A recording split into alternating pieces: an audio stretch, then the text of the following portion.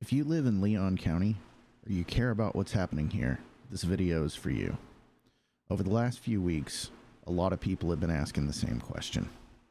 How'd this data center, or these data centers in general, especially the battery storage projects, how they even show up here? In this first episode, I want to talk about exactly how we found out about them and what we know so far, and kind of where you can go to get more information as this whole thing unfolds. So basically, this all started about a month and a half ago. Towards the middle of November, maybe the first part of November. I was at church. I had several people come up to me and ask me if I'd heard that Amazon was building a data center here in Leon County. I hadn't heard anything about that. So I went home and kind of did what most people do.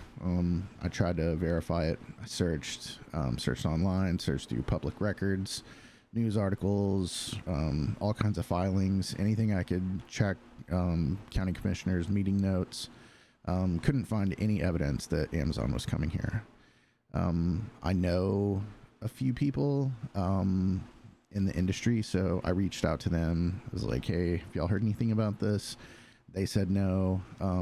So I went back and told all those people who had asked me about it originally. I was like, I can't find anything. I don't think Amazon's coming here. But they had some new information. They were like, well, here's a link to this website. It's Belltown Power. And just scroll down and look at the Kala, the part that says Kala Data Center and Kala Storage. And maybe that's Kala. I'm not real sure how to pronounce it. It's Kahla.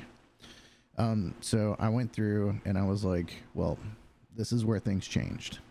So I was able to, now with that information in hand, I had some specific things I was able to start searching for.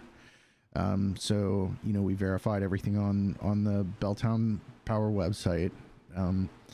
And that's when I kind of knew, it's not really just a rumor anymore. This is something real is happening. And so that's when I knew, I needed to talk to someone who had official information. So what I did was reached out directly to our county judge. I sent him an email. I got an almost immediate response. I was requesting like a in-person meeting or a phone call, just to try and find out what the county knew, where things were going, just any information I could get. So like I said, I reached out to Judge Ryder. He responded to me almost immediately, like within 5 minutes, and he provided me his cell phone number, and said that, if I had any free time right now, that he'd be happy to hop on a call with me and talk to me. So I immediately dialed him up and we started talking, and we spoke for about 20 or 30 minutes. And he told me that there were not just, that it wasn't just this Kala facility, that there were actually 4 total facilities planned for Leon County. The Kala stuff makes up 2 of them. Another one, so the Kala is the data center and the battery storage. And then the other one is going to be a facility tied to an already approved solar farm out in Oakwood. And then there's another facility planned at the NRG site out on Highway 39 in Jewett. And so that was the moment I realized this wasn't even a single project issue. This was a countywide issue. And it had kind of already taken off. So at that point, I decided it was time to go back home. Well, I was already home, but at that point I decided to go ahead and start posting on Facebook. And I kind of just started sounding the alarms.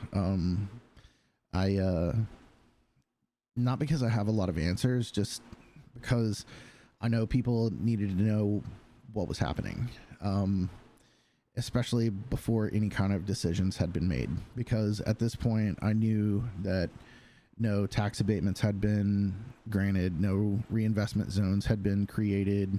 It was all still pretty early in what's going on. So I also know that if the data center comes, whether we want it to or not, people need to understand why we do need tax abatements and pilot is payment in lieu of taxes, and so they'll set up, if an abatement gets granted, we want to make sure that a pilot goes along with it, because I'm kind of familiar with how county funding works and school funding works, just because I'm always curious about where my tax dollars go, especially at a local level. And so I was kind of familiar with the way a lot of that stuff worked. So I wanted to kind of start putting out information about how those things worked and why they're not necessarily bad, but they're also our strongest leverage points. And so I just wanted to put information out there for folks. So, you know, some of the topics I had early on started talking about was school funding, golden pennies, bonds, emergency services, and kind of long-term planning, because these things come in, they introduce new risks, and a lot of times, if you're not thinking about them clearly, you're going to overlook some of the long-term effects, and some of those things, they basically fall on the shoulders of the locals. And you know, when we're already not necessarily the wealthiest county in the state, we need to make sure that we plan accordingly, or else, you know, a big project like this can end up being a huge burden, even though it's bringing in lots of tax revenue. So from there, you know, we found out close enough to, like, I believe the next county commissioners meeting was going to be in like a week from when we had found out. So I started kind of notifying people that, you know, they should go, and that we need to go up there and talk to the commissioners and find out what's going on, and tell them, you know, that don't just go blindly approving tax abatements, because that's our main leverage point, you know. And so we went to the first county commissioners meeting right after Thanksgiving. I believe it was in December, was when we all kind of showed up to the first one, and there was a big turnout, like a really big turnout. Our commissioners space for these meetings is adequate for tens of people. And the first meeting, we had probably 25 or 30 people in there, which is not a whole lot, but for a county our size, where I think the total population of the county is only around 16 or 17,000 people, you know, that's quite a few people, and they were all there for this. Everybody wanted to know about the data centers, and, you know, what was going on, and why was this happening.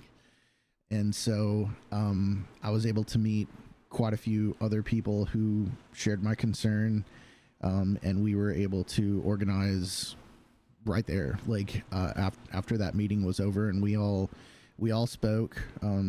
A lot of people signed up for the public speaking, and so we all kind of shared the same concerns. Some people had concerns that I hadn't considered. I had concerns they hadn't considered, but one thing we all had in common was we were all very concerned about this thing coming to our small town. You know, we run everything off of volunteer fire. You know, our sheriff's department has a handful of sheriff's deputies that are stretched over the entire county. You know, so things rely on volunteers here a lot. And so, you know, we were all very concerned and there's a lot of unknowns with data centers that, you know, people immediately wanted answers to that, you know, we still haven't gotten answers on. But anyway, we kind of met, and after the meeting, we all kind of talked and decided we needed to form a Facebook group. I put together a website to start adding stuff to for people who don't necessarily do social media, and we just kind of went from there. We let's see, we after we got that, let's see. Oh yeah, so the website I put together, for those of you that don't do the social media, it's knowleoncounty.org, KNOW, leoncounty.org. And so I put all of that information, like that information being like explainers about what golden pennies are and how school bonds work, and how tax abatements work, and what pilot payments are and how they work. I've got all that on my website. I have like meeting notes, and you can get like the meeting agendas, and all of that kind of stuff will be available on my website, because it's a lot easier to find there than it is trying to navigate the county website. And I'll also have little explainers next to the agenda items, so you'll know if it's important, because there's some specific wording that has to go into an agenda before anything meaningful can happen.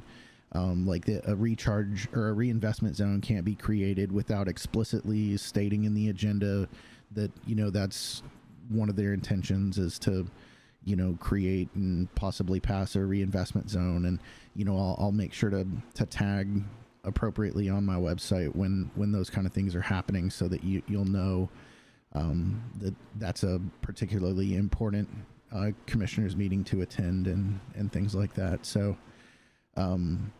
if you want to stay informed, visit knowleoncounty.org, subscribe to the meeting updates, follow all of the social media links that we have there. So basically, this podcast is going to be about transparency and planning, and making sure people aren't the last to know about decisions that affect their lives. So in future episodes, I'm going to be trying to break down what the facilities actually are, how the approval process works, what leverage we still have to use, and then like what can we, the community, kind of do to stay informed, try and stop it, you know, have some kind of control or say in what's going on in our community. So anyway, thanks for tuning in. This is just the beginning, so hold on. We're in for a ride.